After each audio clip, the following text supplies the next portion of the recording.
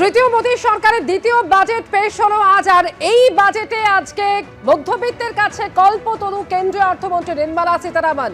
কারণ যেদিকে আজকে প্রত্যেকের নজর ছিল যে আয়কর ছাড়ের ঊর্ধ্বসীমা, সেক্ষেত্রে কি পরিবর্তন আনা হয় এবং সেক্ষেত্রে নিঃসন্দেহে বড় ছাড় ঘোষণা করলেন কেন্দ্রীয় অর্থমন্ত্রী নির্মলা সীতারামন। বার্ষিক 12 লক্ষ টাকা আয় পর্যন্ত কোনো রকম কর দিতে হবে না, এমনই ঘোষণা। এবং স্ট্যান্ডার্ড ডিডাকশন 75,000 অর্থাৎ 12,75,000 পর্যন্ত আয় কোনো রকম কর দিতে হবে না। এবং একই সঙ্গে সাশ্রয় ঠিক কোন খাতে কত হলে চলেছে রাখবো আপনাদের সামনে।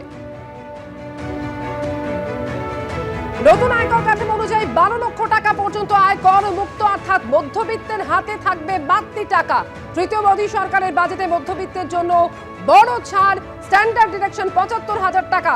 এবং আপনাদের জানাবো যে বছরে 12 লক্ষের আয়, সেক্ষেত্রে 80,000 টাকা পর্যন্ত সাশ্রয় করা সম্ভব হবে। 18 লক্ষ পর্যন্ত আয় 70,000 টাকা সাশ্রয় হবে।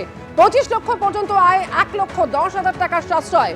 12,75,000 টাকা পর্যন্ত আয় দিতে হবে না কোনো রকম কর।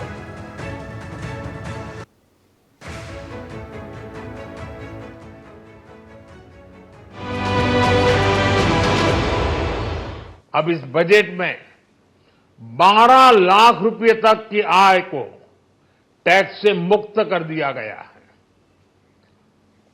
सभी आय वर्ग के लोगों के लिए टैक्स में भी कमी की गई है। इसका बहुत बड़ा फायदा हमारे मिडिल क्लास को, नौकरी पेशे करने वाले, जिनकी आय बंधी हुई है, ऐसे लोगों को, मिडिल क्लास को इससे बहुत बड़ा लाभ होने वाला है। उसी प्रकार से जो नए नए प्रोफेशन में आए हैं, जिनको नए नए जॉब मिले हैं, इनकम टैक्स की ये मुक्ति उनके लिए एक बहुत बड़ा अवसर बन जाएगी। साथियों, इस बजट में मैन्युफैक्चरिंग पर 360 डिग्री फोकस है, ताकि एंटरप्रेन्योर्स को, एमएसएमईज को, छोटे उद्यमियों को मजबूती मिले और नई जॉब पैदा हो। অর্থাৎ আগে যা ছিল নতুন আয়কর কাঠামো অনুযায়ী, সেক্ষেত্রে ঠিক কতটা পরিবর্তন হলো, কোন খাতে কত ছাড় পাওয়া যাবে। 4 লক্ষ পর্যন্ত আয়ে কর সম্পূর্ণ শূন্য। নতুন আয়কর কাঠামো অনুযায়ী 4 থেকে 8 লক্ষ পর্যন্ত আয়ে 5% কর এবং 8 থেকে 12 লক্ষ পর্যন্ত আয়ে 10% কর। নতুন আয়কর কাঠামো অনুযায়ী 12 থেকে 16 লক্ষ পর্যন্ত আয়ে 15% কর এবং 16 থেকে 20 লক্ষ পর্যন্ত আয় দিতে হবে 20% কর। 20 থেকে 24 লক্ষ পর্যন্ত যারা আয় করবেন তাদের দিতে হবে 25% কর। নতুন আয়কর কাঠামো অনুযায়ী 24 লক্ষের বেশি যারা আয় করছেন বছরে 30% পর্যন্ত কর দিতে হবে তাদের।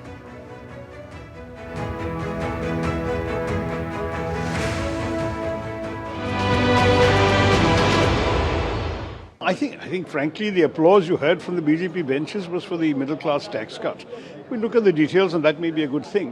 So, if you have a salary, you may be paying less tax. But the important question is, what happens if you don't have a salary? Where is the income going to come from for you to benefit from income tax relief?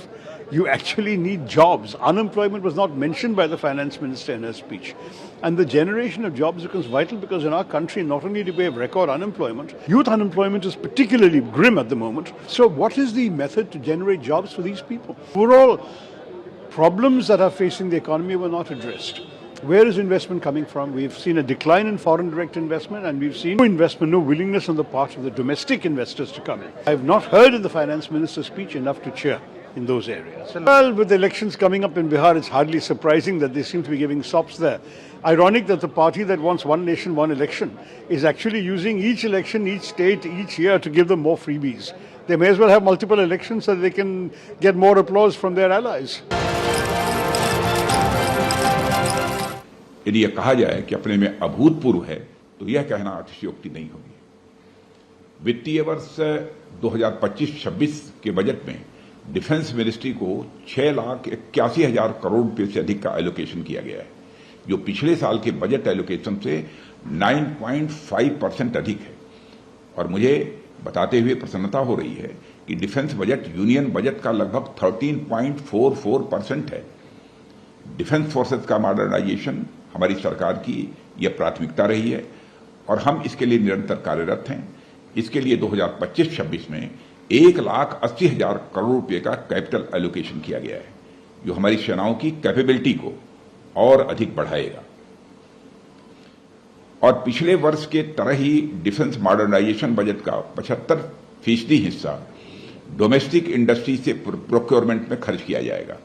इससे माननीय प्रधानमंत्री जी ने जो defence में आत्मनिर्भरता का लक्ष्य रखा है उसको पूरा करने में मदद मिलेगी। আলাসুন এবার এক নজরে দেখে নেওয়া যাক এবারের বাজেটে কোন কোন গুরুত্বপূর্ণ ঘোষণা রয়েছে। বাজেটে মধ্যবিত্তদের জন্য আয়করে বেনজির ছাড় দেওয়া হলো। বার্ষিক 12,75,000 পর্যন্ত আয়কর শূন্য। আয়করের সমস্ত স্তরে বিরাট ছাড় ঘোষণা করা হলো। এছাড়াও প্রবীণদের জন্য সুখবর রয়েছে এবারের বাজেটে। সুদে ছাড় 50,000 থেকে বেড়ে হচ্ছে 8 লক্ষ। 12 লক্ষ পর্যন্ত আয়কর শূন্য প্রবীণদের জন্য সুখবর। সুদে ছাড় 50,000 থেকে বেড়ে 8 লক্ষ।